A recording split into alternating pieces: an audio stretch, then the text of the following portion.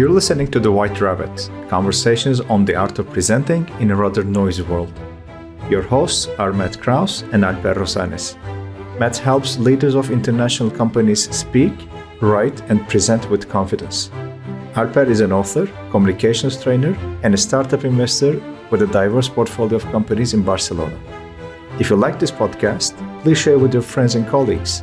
Now, on to Matt and Alper for today's conversation.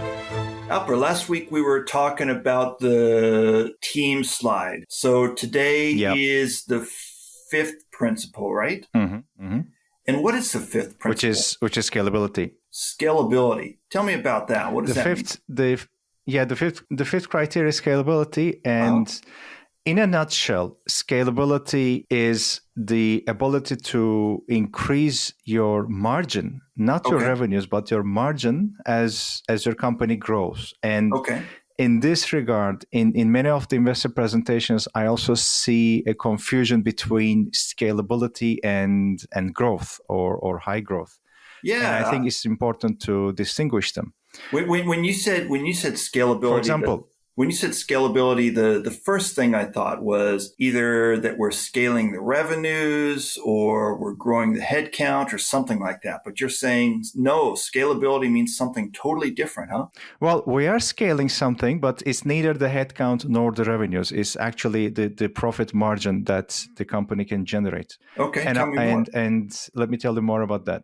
So high growth or growth, for example, is being able to sell more products or sell more services or, expand to international markets, increase your geographical reach, etc., etc. As the company grows, yes, those things can happen.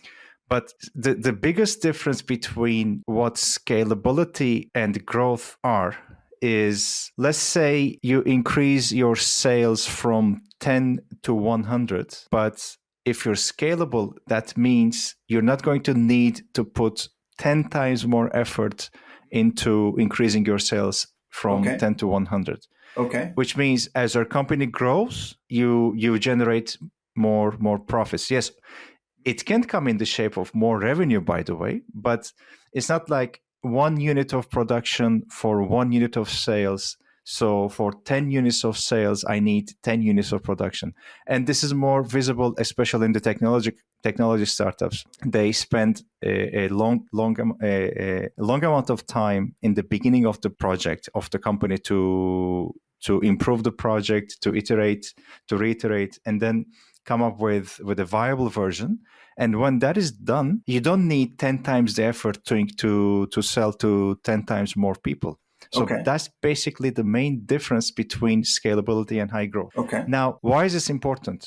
Yeah. As an investor, and why is it important to see it in the investor presentation? Because as an investor, my goal is to be able to exit the investment, which we're going to talk about in the next episode. As an investor, my goal is not to remain as a permanent partner or a shareholder of the project. My goal is to invest in a good time, and then exit when the valuation is higher in the future. And we're going to talk about exit strategies or exit possibilities.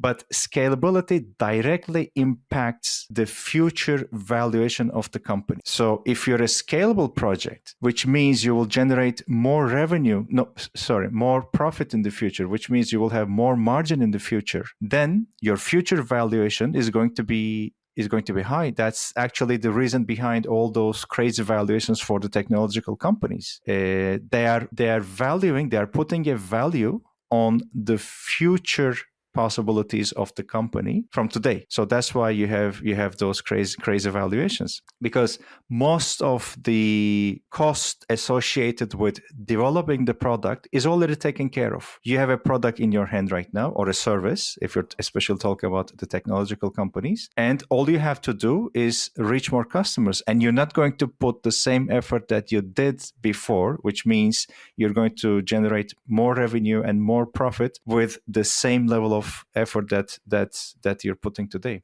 Okay, so now, let me make sure that I'm following you correctly. Go ahead. Okay, so I need to show, if I'm an entrepreneur and I'm making a pitch deck, I need to show that not only are my absolute number or absolute profits going up, but the percentage of margin. The percentage of profits are going up. So if I sell 1 unit, I'm making, for example, 10% profit. And if I sell 100 units, I'm making, for example, 15% profit. Is that what you're saying? Well, I'm not sure about the percentages, but the main idea is that most of the costs associated with improving the product are done. The product is finished. Okay. So in the future, you are just going to sell without putting extra efforts into not maintaining, but improving the project. Of course, there will always be improvements, but scalability gives you the opportunity to have a higher cash flow in the future because your costs of manufacturing or producing the product or the service is not going to be as high as they were before. You will make more sales, you will generate more sales, and since your costs are down, you will also be able to generate more cash flow. That's actually one of the biggest factors that will affect the future high valuation of the company. Okay. And so how would I go about representing this on a slide? I'm meeting with a potential investor tomorrow. I want to represent this kind of scalability on a slide. How would I do that? Well, one of the common issues that I see with the investor presentation in terms of the scalability, like I mentioned, was the confusion between high growth, and usually scalability is represented with those concentric circles showing the markets, like the addressable market, total addressable markets, and stuff like that. My recommendation would be not to follow that direction, not to show our first goal is 100,000 people and then we're going to scale up to 2 million customers.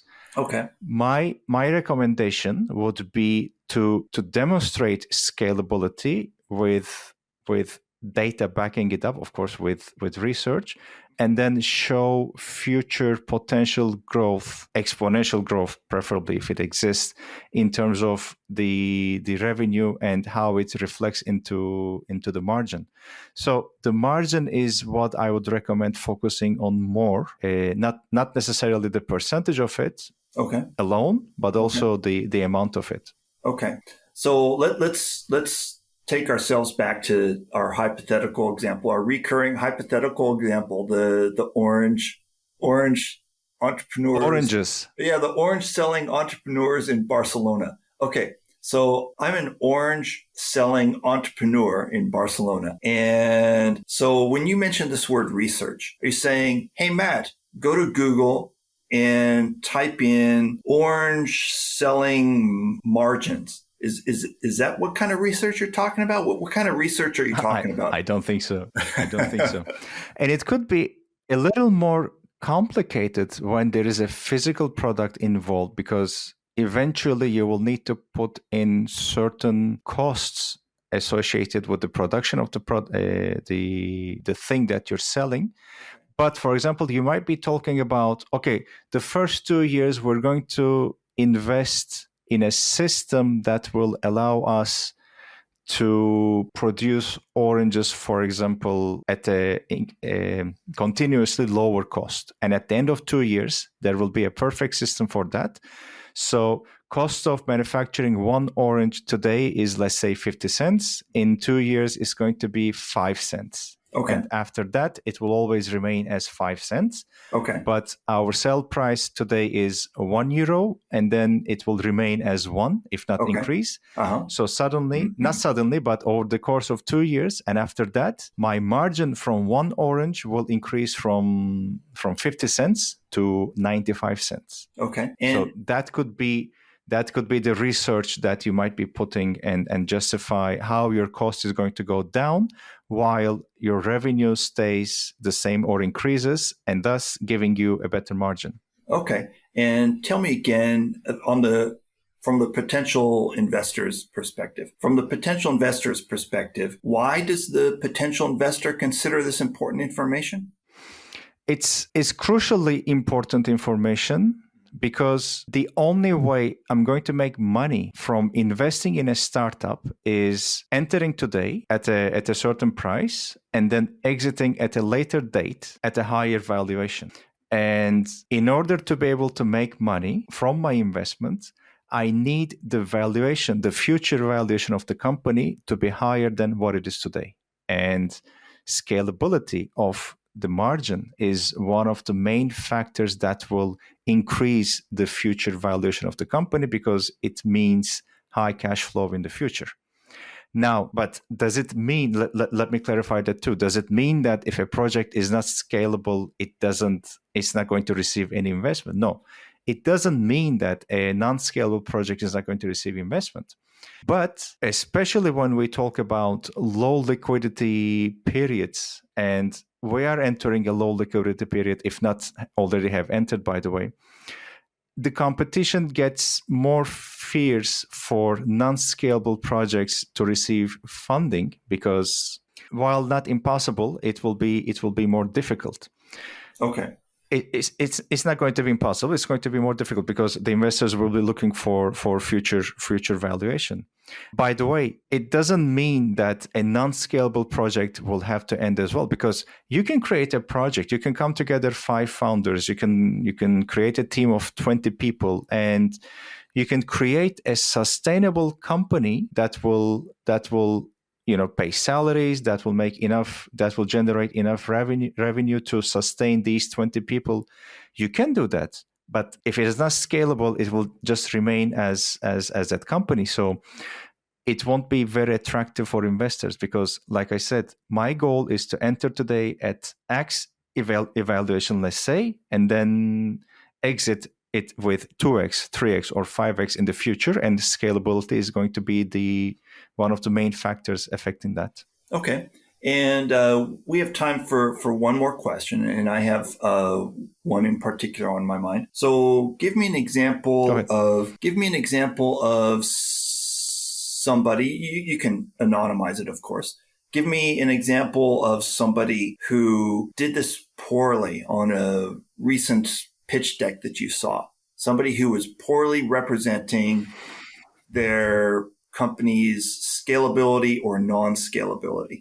If we are talking about design terms, at the moment, something specific doesn't come to my mind, but I frequently remember thinking, well, what you're talking here is growth. You're talking about high growth. This is not scalability.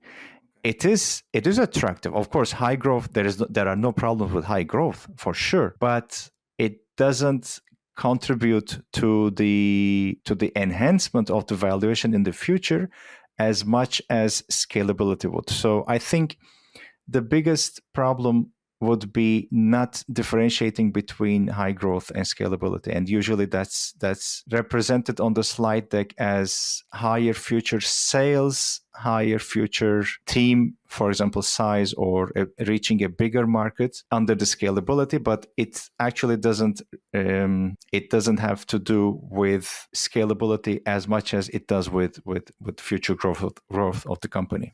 Okay. And I know that on this topic you could go on forever. But for the purposes of this podcast, we just have a couple minutes left. So in talking about this subject, is there anything that we've left out that you want to mention before we wrap up? Well, I want to give a big shout out to Mathieu Carenzo, from whom I'm learning all this information. Yeah. My mentor here in Barcelona. So, like all the episodes that we're talking about with the criterias, I would highly recommend connecting with him, following him on YouTube or LinkedIn, because he has an amazing wealth of information on the topic. So I wouldn't have a peaceful sleep tonight if I did not mention him. So that's what I'm going to do. And I would totally second that. I've met Mathieu before, and he has been doing this for probably longer than any of us have been alive. He knows this subject really well. So I would totally second that if you hit those links or click those links and go check out his videos. Yeah, we'll include them in the show notes. All right. So that wraps it up for this week. And thank you very much, Alper. All right. I'll talk to you later. Thank you. Good talking to you. Bye-bye. Take care. Thank you for listening to The White Rabbit with Matt Krause and Alper Rozanes. You can subscribe to the podcast on Spotify, iTunes, or through your favorite feed.